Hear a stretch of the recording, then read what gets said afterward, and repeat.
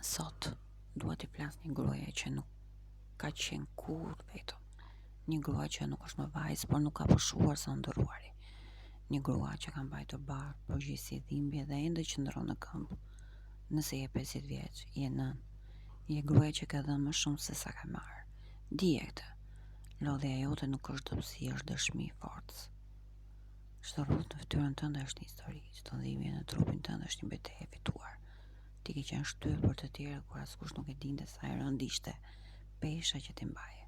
Ke heshtur për të ruajtur paqen, ke sakrifikuar për të ruajtur familjen. Ke dashur kur ishte e lodhur. Dhe sot ndoshta ndihesh e raskapitur, por thellë brenda je e qetë me veten, sepse e di kush je, e di çfarë ke përballuar dhe e di që nuk e nevojë të provosh asgjë për askënd. Në këtë moshë bukuria nuk është më pamje, është vetë respekt. Është në mënyrën si thua mjaft, në guximin për të zgjedhur vetëm pa ndjenja faji, në paqen që vjen kur nuk ke nevojë të shpjegohesh. Ti nuk je vonë, ti nuk je e harruar, nuk je nën apo grua e lodhur, je një grua e plot me mençuri, forcë dhe dinjitet. Mos e nënvlerëso veten sepse të ka lodhur jeta. Jeta lodh vetëm ata që ecin, jo ato që dorëzohen.